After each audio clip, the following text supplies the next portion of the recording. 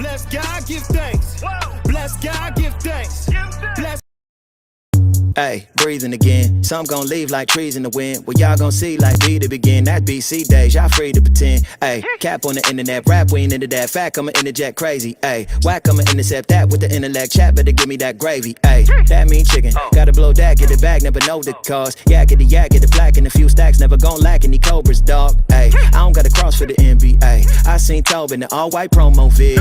And if God be for me, I ain't got a mind to against me. Hey, shoot the shot like I'm Curry. Ooh, I don't cap for my pictures, ooh, narrow way, but I'm sturdy, yeah, I don't pass on the scriptures, ayy, walk with it 4 seasons, never going back is no reason, devil trying to tag you, throw demons, I don't never lack, I'm pro defense, double check y'all Twitter feeds, it's a whole lot of big cap, like a biz hat, no ministry, yeah, the wall fall like winter leaves, and if you don't got Christ in the middle with the bread like a centerpiece, you'll probably gotta retool, no sheep food, so hard for the inner piece, all cap like Captain America, capsaicin and capture the area, cap crunch, cap marvel.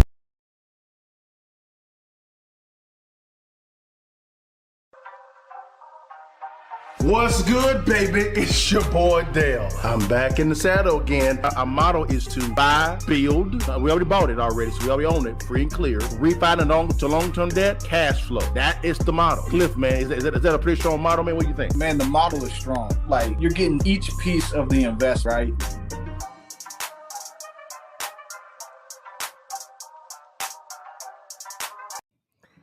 What it do, y'all? It's your partner Dale back in the saddle again for another edition of Real Estate Friday Live. We kind of rebranded it, guys.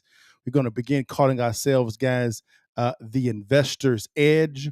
But you guys know it as Real Estate Friday Live, guys. Welcome to the live stream. It's just going to be your partner today. Cliff is taking care of some business for your partner. It's okay. You get to see me, so you have been blessed. So whenever I say hi to everybody, I just say you're welcome because you get to see me. All right, y'all, man. But guys, let's dive into this thing real quickly, guys, man. Real quickly, before we get started, guys, do me a quick favor. If you could like, share, and subscribe, guys. If there's a little bell right there on there, don't you worry about it. I'll just click on it real quickly, guys. So when your partner comes live, you come kick it with us, man, and see what's going down with this, man, real fast. And also, guys, we'll give me 1 second. I'm over here making sure everything's good to go on Rumble as well. Also, guys, if you could, a lot of times I'm asked when do we go live? Sometimes we go live at 4 or 5 o'clock. Sometimes, guys, I do go live. We do go live. We go live between 4 and 5 o'clock, normally at 5 o'clock CST. But when life happens and things have to happen, we got to make adjustments. So we make adjustments, guys.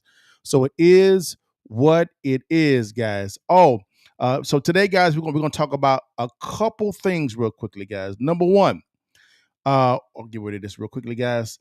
Guys, there's been a lot of talking concerning cryptocurrency, guys, crypto and real estate. So today we're going to talk about crypto meets real estate. We're going to continue that discussion, guys, go a little deeper there. So get your pens and pads out. Number two, man, crypto and lower mortgage rates. In other words, could crypto be the secret sauce in what the government uses to lower the mortgage rates? Yes,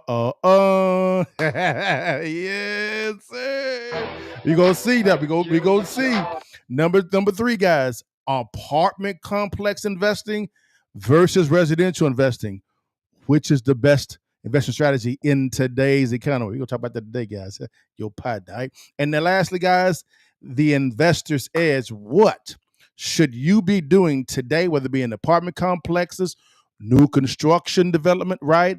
Residential investing as well. Also, guys, coupled with different mortgage from investor and retail standpoint, what should you be doing? We'll talk about all that today, guys.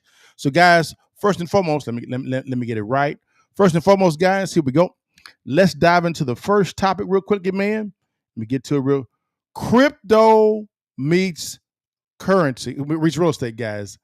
Man, hold on 1 second. I'm going to make sure I got the right one real fast. Hold on. Yep, that's the right one. I got you. Guys, how blockchain is reshaping lending and title transfers? What you say? Title transfers?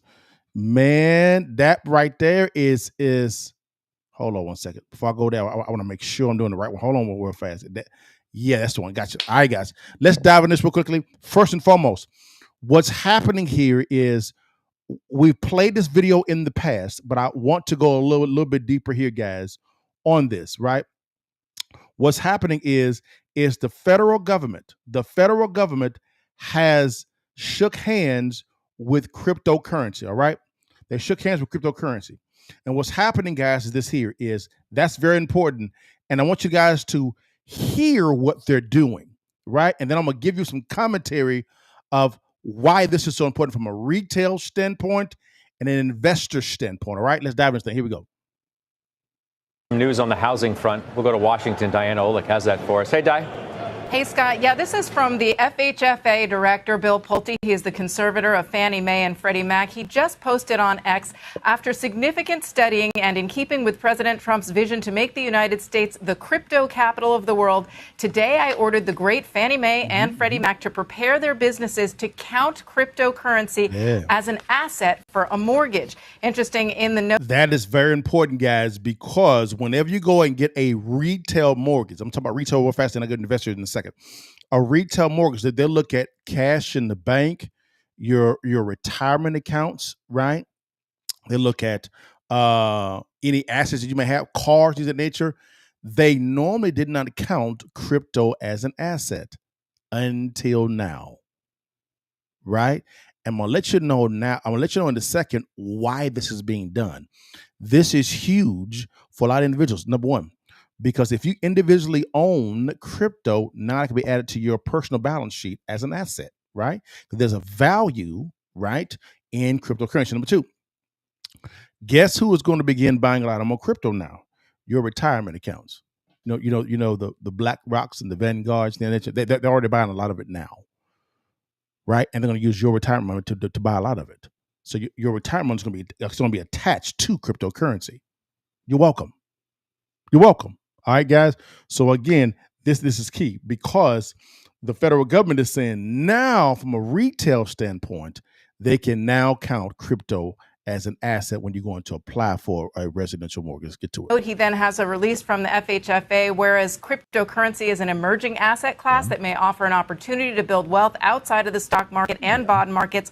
Cryptocurrency has not typically been considered in the mortgage risk assessment process for the mortgage from mortgage loans delivered to the enterprises without converting that cryptocurrency into dollars. So he is now, this is not happening immediately, but he is directing Fannie Mae and Freddie Mac to prepare proposals for consideration of crypto as an asset for reserves in their respective single-family mortgage loan risk assessments. So that means that is huge, guys. Again, that is huge. All right. So if you have a retirement account, which most of you guys do, or you have cryptocurrency in your portfolio, congratulations. You're welcome. Now what happens is if you want to get a residential mortgage, single-family residence home, right? And let's define single-family residence. All right. Not commercial or multifamily, single family. What's single family? One dwelling, a duplex, fourplex, eightplex. You can go up to a certain threshold, right? When it comes to that. Now, it really depends on said lender, right? Depends on that as well. But from a residential standpoint, you can now count crypto on your balance sheet. Now, this right here is reshaping lending right now. There's an actual company on Wall Street, and they're doing it at scale right now. They're actually giving out investor loans coupled with cryptocurrency in the loan package. All right. So why would I bring up investors? It's because people like us will go and buy a dilapidated home or distressed property, add value to that, make it livable and or custom, right? And then sell it retail to an end buyer, right? Or we will buy a lot of land, grade the land, develop the land, and then build the edifice up, right? And we'll borrow that capital, right? Maybe even coupled with cryptocurrency, which drives our LTV up higher, right? So it makes it a better deal for investors too, right? For investors too. So that when we bring a new product which is just real estate, to the marketplace, retail, you now can buy that with confidence that it was done at a high level, right? With the right skill attached to it. Does that make some sense, guys? So again, this is huge. Now, let's go to the second one, guys, all right? Now, before I go there, hold on. Before I go there, I'm gonna make sure I got the right one. Hold on, hold on 1 second, guys. Let me go to another video real fast. I'm moving real. I'm kind of excited, y'all. So forgive me. Let's go to this next video, guys. You can see people actually buying property with crypto.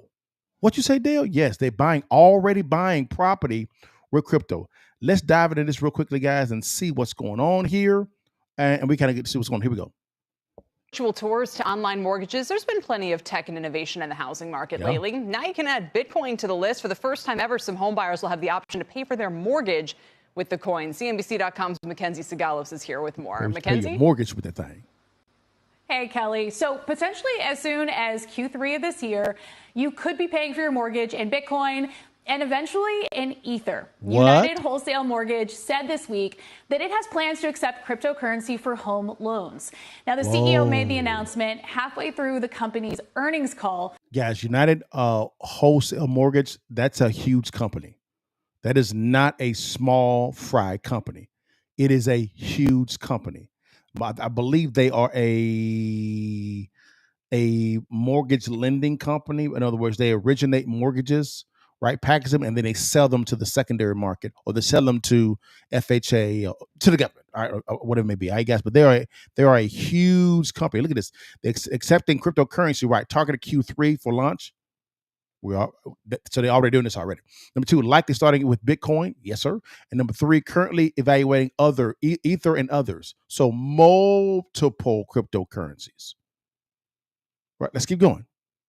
And he's billing it as a first for the mortgage industry here in the U.S. It is. I spoke with the team there, and they say that they're thinking about starting with Bitcoin, but they are actively in the process of evaluating other digital currencies. To put this into context, it's actually a pretty big deal. UWM is the nation's second biggest mortgage lender after Quicken. They had $59.2 billion in loan volume last quarter. But also really important to keep in mind here, this push into decentralized digital money comes at a time of heightened scrutiny of crypto from all sides in the U.S. We've got revamped crypto tax rules as part of the $1 trillion infrastructure bill, not to mention the fact that top financial authorities like Janet Yellen and Gary Gensler have recently been weighing in on the question of whether to regulate cryptocurrencies. Kelly? I'm just going to ask the question I ask every single one of these stories, Mackenzie. If you pay your mortgage, so let's say your mortgage is $1,300 a month and you pay it with Bitcoin, isn't that treated as a sale of Bitcoin and you would be taxed on it accordingly? Good question. Right, exactly. So it really depends on how the cryptocurrency is treated at the point of transaction. So if the company immediately converts it to fiat, then it is a sale of a property because Bitcoin is considered a property here in the U.S. And if your cryptocurrency has appreciated in value since you first bought it, then you are subject to capital gains tax. Yes, you are. Now, I reached out to the company and I asked them whether or not they plan to do that or if they are actually going to accept Bitcoin and hold it on their balance sheet. And I haven't heard back yet. Which means they are. Interesting case if they just held it still. You'd think that'd be a transfer anyhow. Which means they will. And what they're doing most likely, this is my opinion, what they're doing most likely, if they're waiting to make the decision, they're trying to see how it could reflect on the balance sheet. Would it be a capital gains event, right? Or would it be placing that Bitcoin on there, right, and then leveraging that? They're trying to determine the strategy. And so I understand why they didn't answer at all, because they're still in the fact finding mode, because this is so new. This is so new, guys. This is huge. This is huge, guys. This is really, really huge. Now, let's go to the next topic real quickly, guys. All right. Next topic real quickly. Let me get rid of this real quickly. Next topic. Now, here we go. Here is the next topic. How decentralization, cryptocurrency, financing could eliminate bank fees. What you say, Chuck? And which means lowering mortgage rates. Oh, shuck it, duck it, quack, quack. Hey, cut it, cut it, cut it, cut it. Yes, sir. Cut them rates, baby. Cut them race, baby. Let's see what's going on. Let me bring in somebody that you may know. You may know. We know him. We know his daddy, that's for sure. But he has made a huge pivot, right, to cryptocurrency. I mean, huge, y'all, huge. And he's going to tell you why. He's going to tell you why. This is Eric Trump. How can I get this bigger, y'all? I'm sorry. Let me get this bigger. How can I get this done? Can I get it bigger? Let's do it like this here. Nope. Dang it. How can I get it bigger? Nope. I can't. Y'all can't get it bigger. I can't get it bigger. I can't. Well, okay. All right. Don't worry about it at all. I'm doing it like this here. I got you, baby. Don't you worry about it. I got you. Don't you worry. Your partner got you, baby. Boom. Here we go. All right. This is Eric Trump talking to Grant Cardone. All right. About cryptocurrency and why he's going so hard in the paint. Again, this is a real estate guy, owns billions of dollars worth of real estate. Billion with a B. The Trump family does with a B. Let's see why he is going into crypto. Let's dive into it. Here we go. JP Morgan failed to exist in 10 years, I would be the happiest person in the world. And here's why. Why in the world does it take you 120 days to get a home mortgage? Ooh. They know who you are. They know you've never missed a credit card payment. They know your assets. They know everything about you. But yet you have to fill out damn paper forms to get a mortgage for a house that you could probably buy several times over in many cases. Wow. It doesn't make any sense. No. Why? Using cryptocurrency, using blockchain, you could do it instantly. Sure. And half the time you wait that 120 days and what happens? That dream house that you loved, it's gone. Your dream's gone. You're no longer inspired by your dream. You wanted to open up a great company. You were excited about it. You wanted to fund it. You didn't have the capital. It took them 120 days, at the end of which they told you no because you didn't have enough zeros on your name. If JP Morgan... So he brings up a good point concerning this whole thing. He's saying the current mortgage system is archaic and it takes too long to go from A to B to complete a transaction. Right? Therefore, and then you have a lot of hands in the pot too. Whenever you get a mortgage, guys, real quickly, bring it back to me real quickly, guys. Whenever you have a mortgage, all right, right, this is what really goes on, all right, is you pay a lot of closing costs. You have title fees, attorney's fees, right, origination fees, broker fees, home inspection fees. Right? Taxes. Right? Does this make some sense, guys? We six in. 6 fees in. Before you even sign, this is on the HUD. All of these 8 ancillary fees. There's a lot of hands in the pot when it comes to real estate. That's why it's so overly regulated, because there's a lot of fraud that can go on with real estate. It really is, guys. So that's why it's heavily regulated. But there's a lot of hands in the pot, which adds more cost to you. And then what happens is, because all these hands, it slows down the closing process. It slows it down. That's why I said 120 days. Right? Guys, I had a refinance for investment property. I'm a good borrower. When it comes to a company. We have a lot of assets on the balance sheet, guys. Now, a refinance at one point, guys, it was early this year. Investment property. Fam, it took, let me say it again, it took 90 days for one property to get refinanced out. After renovation, it took one property 90 days. But there were so many hands in the pot. You got people selling notes on the back end. There's a lot of bartering going on, coupling of things into a mortgage-backed security. There's a lot that goes on behind the scenes before you get to the table and sign, whether it be from a retail standpoint or investor standpoint. Same process, just different nuances, but same process. Does that make some sense, guys? So what he's saying, and I agree with him. He's like, yo, it takes too damn long to get stuff done. Now, let's bring him back in. Bring it back in, guys. He's gonna go and tell you why he's going so hard to paint, guys. And it's why he is. And I gotta agree with them here, guys, because of the fact that what was that? Because of the fact that what happened? What was that on my? Somebody hit something. Because of the fact, guys. One sec here. Because of the fact that something happened to him, and he's now going hard to paint when it comes to Bitcoin and real estate. Let's get into it. Here we go. Welcome to CoinDesk Spotlight. Jen, it's great to be on. All right. Well, on this show, we like to have a little bit of a longer conversation with folks who are making an impact on the industry. And I want to start here because I think you might have an interesting and maybe different perspective than some of the folks I've spoken to previously on this show. I'd love for you to reflect and maybe tell us a little bit about your first memory of money really mattering. Oh God, money really mattering. I was at the age of 11, right? And listen, we were spoiled as hell. We were Trumps, right? And we grew up. Respectfully, we ain't got time to listen to it. Respectfully, let's go. Your family being debanked. You've spoke about this in the media before. Here we go. And that really being the door that kind of, introduces you to the crypto world. I wonder if you could take me back to that moment when you first started really learning about crypto, really considering it as an industry that you wanted to be involved in, and what was going through your mind at the time? So Jen, I was a hard asset guy, right back to construction sites. I mean, I've built more towers around the world than just about anyone, more hotels, tall residential buildings, commercial buildings. I'm probably better at renovation than anybody you've ever seen before. Like, it's just how my mind has always thought. Sure.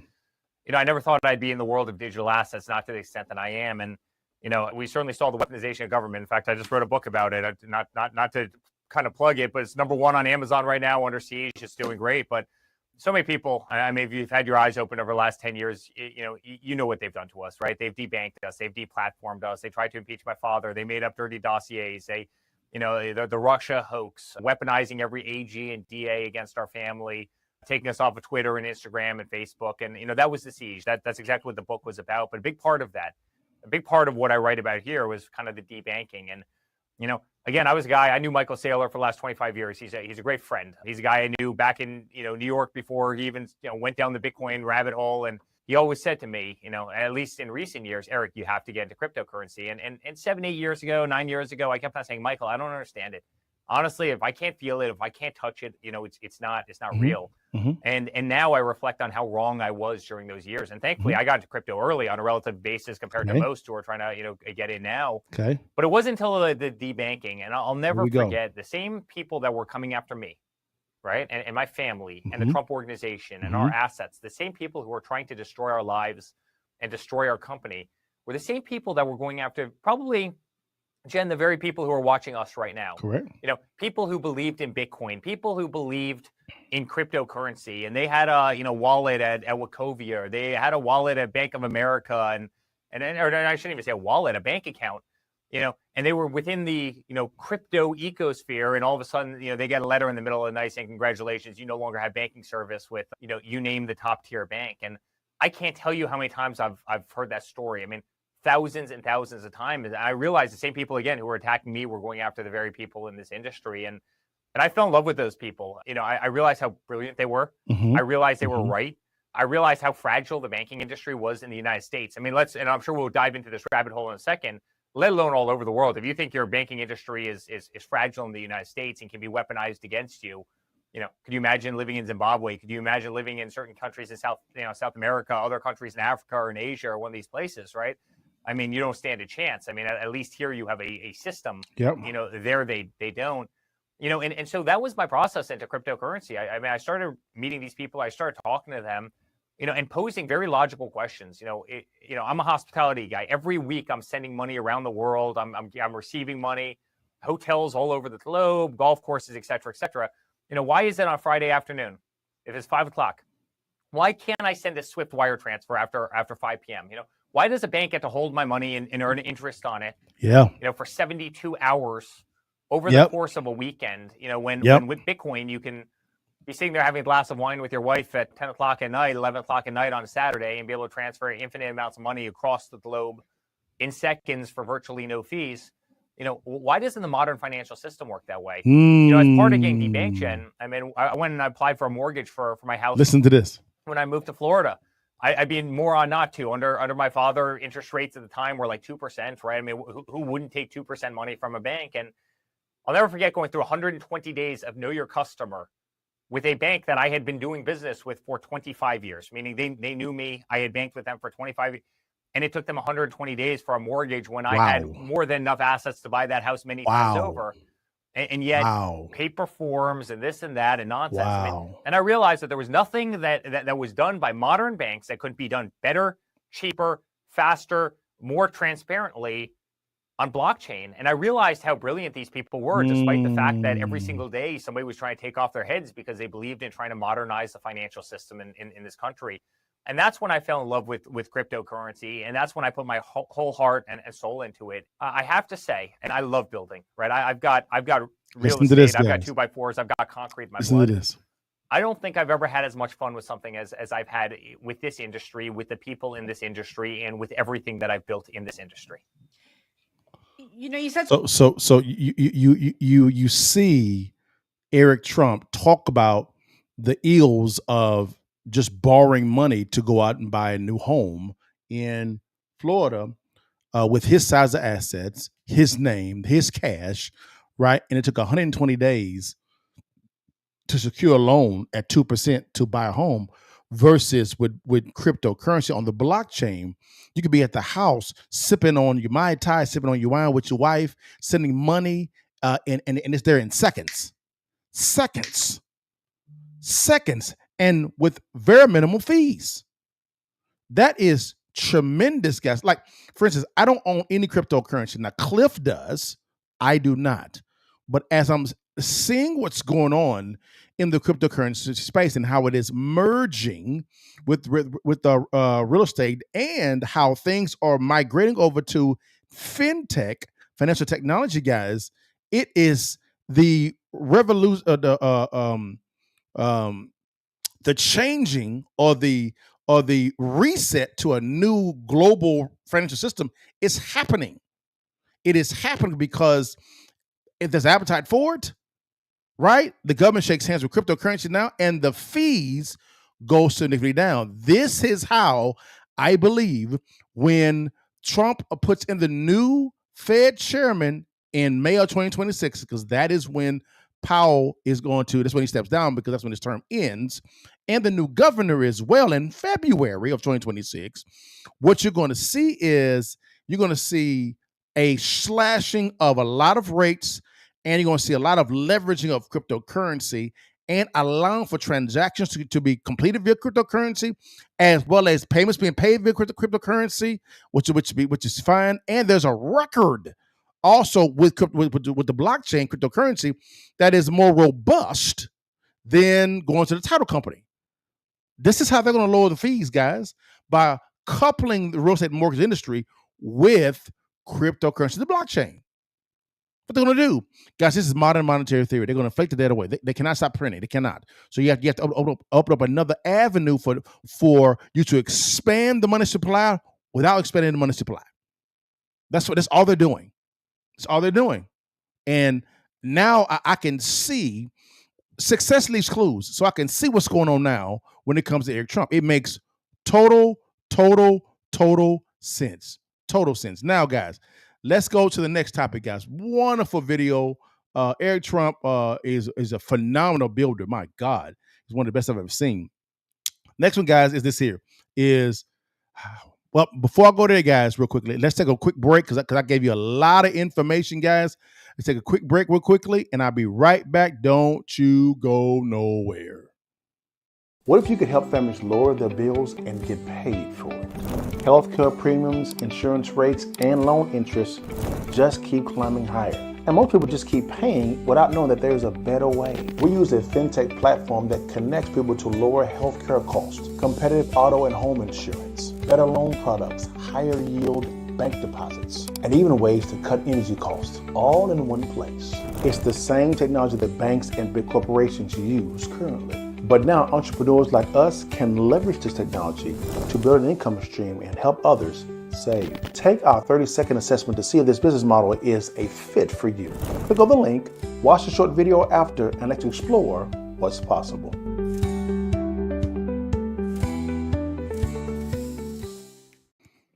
All right, guys, real quickly, I got to dive in this real quickly because I got to go to a meeting here in a second. Guys, apartment investing versus residential homes investing, which is performing better in today's economy? I own them both.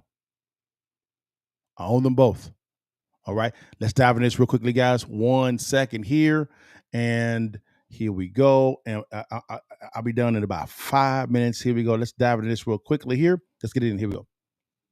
A new look at the good, the bad, and the instructive in the housing market. Our senior real estate correspondent, Diana Olick, joins us with the results of CNBC's housing market survey. Diana, good morning. Good morning, Becky. Now, this is something of a sidewalk survey. Each quarter, we'll ask real estate agents from across the country and in a cross-section of neighborhoods just what they're seeing on the ground. Now, here are some of the highlights from Q3, when the average rate on the 30-year fixed mortgage was mostly on the decline, but moved up mid-September. Now, during that time, 49% of real estate agents we surveyed said it was a buyer's market, meaning that buyers had the advantage because homes weren't selling quickly and supply was sufficient. 30% saw it balanced, and just around 21% saw sellers with the advantage.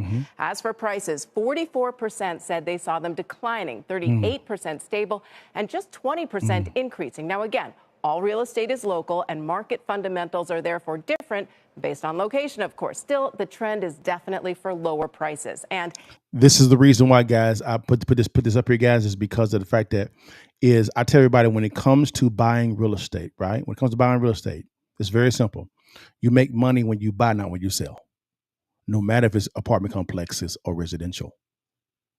Because if you're in a high interest rate economy, what you want to do is you want to become a negotiating hawk, right? And you want to drive down that purchase price because you're taking the risk by borrowing the debt at a higher interest rate, right? So why did I play this for? From a housing standpoint, residential, it's screaming opportunity directly from realtors. Because what was happening is that you actually have a lot of homes, right, going or a lot of homes going up for sale, right, and the prices are declining because the rates are too high, right? So what does that mean for investors like you and I? Simple: opportunity. So in my opinion, residential is a phenomenal thing to invest in now, specifically if you're starting out in real estate, right? I'm gonna hit this. I'm gonna do another podcast to go really into the numbers on which one is the better one on a later podcast, so we can dive into it with Cliff and walk through those numbers. All right, guys. I'm just gonna touch it here, all right, guys. Now let's bring in what I say one of the goats, guys. Okay, so whether it be apartment or residential, it is a huge opportunity, huge, right? So now let's bring one of the goats on the residential side. I believe he's probably I'm a pretty good investor in real estate, guys. This guy here is he's one of the goats. I got to give it to him. Pace Morby is one of the goats, guys. I think he is probably the greatest residential real estate investor of all time. Pace Morby is. And I've done quite well in residential real estate. He's the greatest I've ever seen. He's the greatest I've ever seen in residential, right? There's a close second one in a second, but here he is talking about how to begin to invest in real estate. Here we go. I'm telling you right now, I'm looking straight at you. Everything I do, you can do incredibly, like you could do it today. And I'll tell you guys like how to make money today doing what I'm doing. Yeah, I want to dig into that. What I would do is I would only call expired listings in a market you're excited about. There's a dialer we use called Vulcan 7. Vulcan 7 like makes it super easy to do this stuff. Vulcan 7 gives you all the data of the people who are expired listings. They just fired their real estate agent. They give you a new list every single morning. It's usually in your market about 40 new leads a day. That's it. Those people just fired their agent. They've been trying to sell their house for 6 months, half of a freaking year. Yeah. That's who I'm calling. I'm not just calling randos, right? I'm calling people that I know are trying to sell their house. A real estate agent couldn't solve their problem. There's 40 of those a day in my market. So I'm calling them up and going, I'm not an agent. I'm a buyer. I'd like to meet with you or have somebody on our team come and meet with you. We want to take a swing at buying the house. We'd like to give you an offer today. And either A, we can give them a cash offer, which I don't do a lot of cash deals. Or B, I go to them and go, we'd like to just take over the payments if you have existing payments, give you a little bit of money. Or if you own the property outright, I'd like to just make payments to you. There's other people here that are listening right now. They're like, I work on my 9 to 5. I don't have time for that. Okay, well, you could buy deals from me or Mark. We would just sell those deals to you. So that there's multiple ways to make money from this, and not all of them have to deal with the phone. I'm telling you right now. So again, I play that, guys, because of the fact there's opportunity. There's opportunity in residential. He does both residential and apartment complexes and commercial, like I do as well. But his portfolio is so big. It's so huge. All right, guys. So now let me bring in somebody else real quickly here, guys. On the on the commercial side, all right, the commercial side. Let's dive into this one here as well, all right, guys, and see what he says about a commercial of how he actually got wealthy. He's one of the, in my opinion, one of the. I did not know who he was until I did some research on him as well. He is immensely successful, and he's been in residential and apartment complexes, really commercial. I would say really commercial, and he focuses just on. I'll let him tell you. Here you go. Come on, play. Okay. I guess it didn't want to play, y'all. Hold on one second. Residential real estate made me money. Commercial real estate made me wealthy. When you're looking at residential real estate is a lot easier for us to understand as a consumer because we consume residential real estate. Whether we live in an apartment, that's considered commercial, but I consider it residential. So whether we consume an apartment, we consume a single family home, a townhome, a duplex, we understand it because that's where we live. We are consumers of that. With commercial real estate, if you are not a commercial real estate tenant, if you don't own a business, it's a little harder for us to understand. But what you're doing is by doing commercial real estate is you're dividing up the risk among multiple tenants. This building right here, I have 13 tenants. So I'm able to divide up the risk among 13 tenants. If I own a single family home, I have one tenant. So if that one tenant goes bankrupt, if that one tenant loses their job, if anything happens, I now have taken a lot of risk and I'm betting it on one person compared to in this property right here, I'm betting on 13. Also, in addition to that, the leases are long-term leases. These are 10-year leases. I signed this Mexican restaurant over here. The Mexican restaurant signed a 10-year lease with 2 5-year options. More than likely, they'll be here for 20 years. They're also putting a personal guarantee, a business guarantee. So it's a lot more solid compared to house lease. It's a 1-year lease. If you're lucky, you'll get an 18-month lease. And now you're having to redo that again. You have to repay commissions to the realtor to lease it back out. You have to go and fix up the property. In commercial, the tenant is responsible for fixing up their own property. They're responsible for maintenance in their own property. They're responsible for paying their share of taxes on the property, their share of the insurance on the property, and also their share of the common area maintenance. I don't even have to pay for the landscaping. The tenants pay for it. Residential real estate made me money. So again, guys, he spit a lot of facts on that one. So to answer the question, guys, what's a better investment, guys? It depends on your appetite. It depends on your risk level. What he said is spot on when it comes to commercial. Like when I buy an apartment complex, a 16-unit apartment complex, he's correct. I have 16 different units, right, with 16 different tenants, right? And if 1, 2, or 3 have to move out because of eviction, I still have 15, 14, or 13 in there that's covering the debt service. So from a income standpoint, I can see how residential real estate, commercial real estate, apartment complex real estate is more feasible. And you could most likely sign longer leases. That's a plus for the apartment complex side. On the residential side, I like the residential side as well because, yes, rental properties are great. I love seller financing because I can now seller financing become the bank to somebody and pass all of my responsibility from a maintenance standpoint, from a tax standpoint, from insurance standpoint, over to the borrower. The borrower now becomes owner of said property, and now I give them a promissory note. Right. I like that exchange because that allows for me to have consistent income coming in, and I can profit from the delta that's between what I'm paying in my debt service and what I'm charging the borrower. Right. I can do that. Now, on the flip side, the rental side, yes, on the road side, I got to take care of the maintenance of the property, insurance on the property, any evictions at all, spot on, rock with it. It makes a lot of sense, which is what 12 months, I got to redo it again, which is fine when it comes to lease as well. But I get the benefit of appreciation and depreciation, right? I get the benefit on a tax standpoint, right?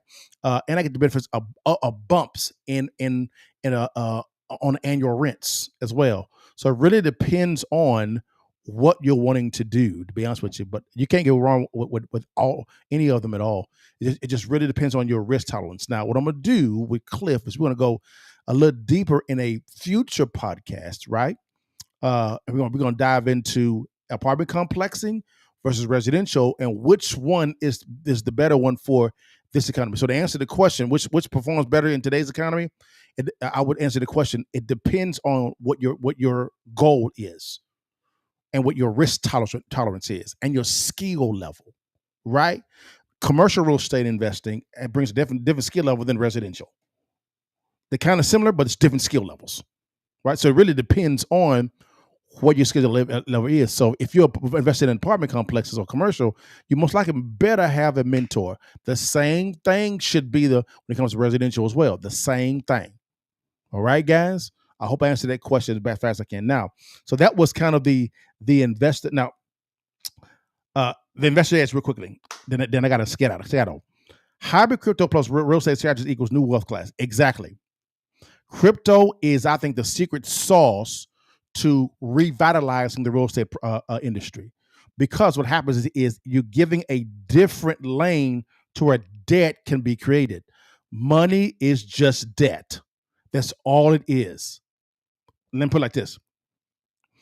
Whatever you want in the business, don't just be focused on income.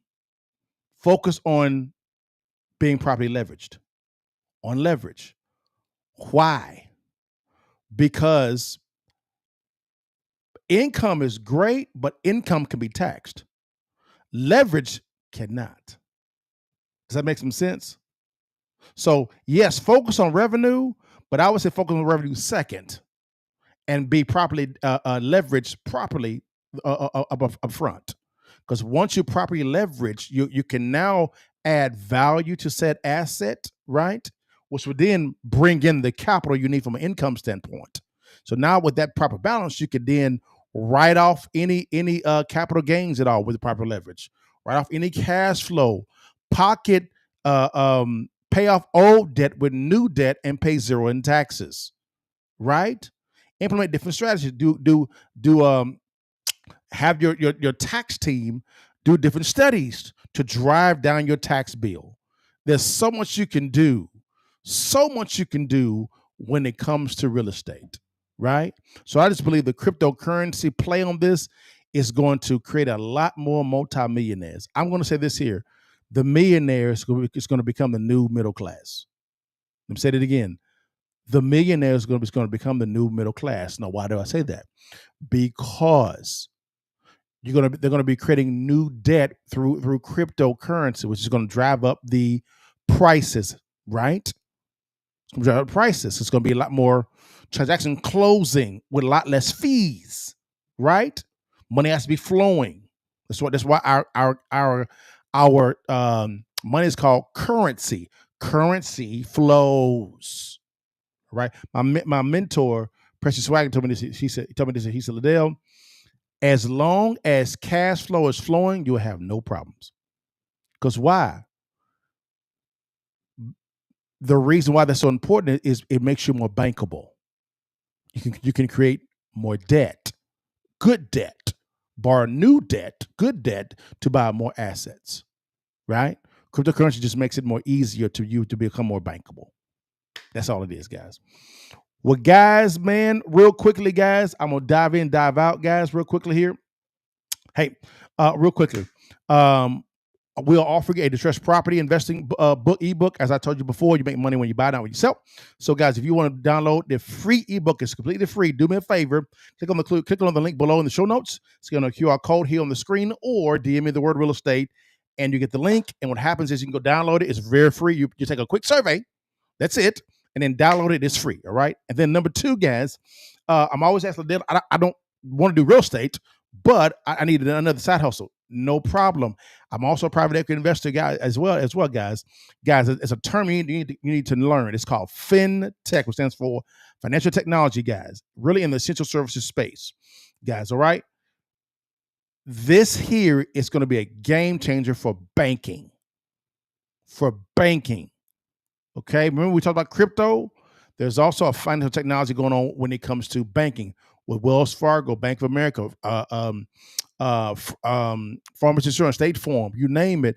Guys, they're giving opportunities for you to begin a side hustle with this financial technology, which is going to force brick and mortar places to shut down, and you become a brick and mortar place. Oh man, it's so cool, guys. If you want to know what it is, guys, if you want to know what it is, it's simple to get access to information. It is free. The information is free. All right. DM it or mentor. Click on the link in the show notes below. Or what you can do also is scan on the QR code, goes right there, guys. It is free information, free information. All right, guys. But again, you better learn how to get a side hustle. You better, guys. This is a great place to do it because there's so much money flowing through financial technology. I know because I invest in it. All right, guys. But guys, thank you so much for your time. God bless you. Know how I ended every time before you leave while you can, baby. You see that thing, guys. Take the picture for your mom and how's your body, guys. I gotta go. Oh, my bad, guys. Before I go, I'm always asked guys to hear every Thursday at 8:30 p.m. I do something called the Kind of Move Podcast. Here it is, guys. Let's get into it. Why they party? I'm in here grinding. Money I'm stacking. Why they rock diamonds? I can't relate to them. Ain't my shit common. I set a goal for me 2 or 3 commas. 7 figures, 8 figures to 9 figures. On a slow pace to get rich quick. Same time we just think different. Cause when you make it, it hit different.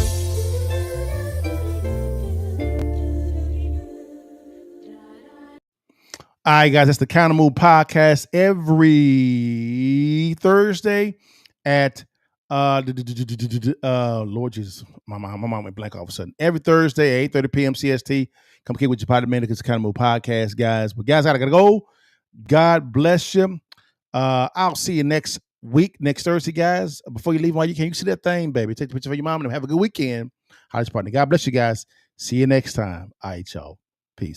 Okay, so you did fixes and flips first, or were they? Now it sounds like you're more buying whole. Okay, so you're wholesaling first. Okay, because I was broke. I had no credit, had no money, so I had to get some money coming in. So I learned how to do wholesale. And you were doing wholesaling at the good time too. 2000. When it wasn't so saturated. There was. I kind of saw the debacle coming. Okay, it didn't make any sense. I was like, wait a minute, how can you lend out to retail buyers 99.7%? Yeah, just a little bit of a down tick. It's insolvent. And you got to remember, in some states, because I lived in Florida at the time, you could have loan to value above 100% of your property. Right. The first property that I bought, it was 110%. We left the bank with like $30,000. Yes. Yeah. Yes. It was amazing to me. I was like, why am I not doing this all the time? But then clearly 08, 09 let me know why people shouldn't have been doing that all the time. 08, 09, that's why I made a lion's share of my money. Wow. People Okay. were actually running from the cows. I was running to it. Of course. Because I saw it was coming. Okay. A lot of my business colleagues back then were buying flippers. Yeah. I didn't think it was wise for me to share 50% of my profit with Uncle Sam. He didn't do no work. Okay. So why would I give him free money? Of course. Okay, how can I make sure I'm still legal, but keep the lion's share of the cash flow? Of course. So I began studying the tax code with my accountants and CPAs, and I said, okay, I'm going to buy a whole lot of properties. Now watch this. I actually buy a lot of properties. I take home money when I actually acquire it. Every single time. Okay, you need to break that down just a little bit. If you'd like to learn how successful real estate investors make money when they acquire real estate and not when they sell it, click on the link below, swipe up, DM me the word to real estate to download our free ebook, Distressed Property Investing. The blueprint is in the ebook. Stay blessed. I'll let your partner and download the ebook today.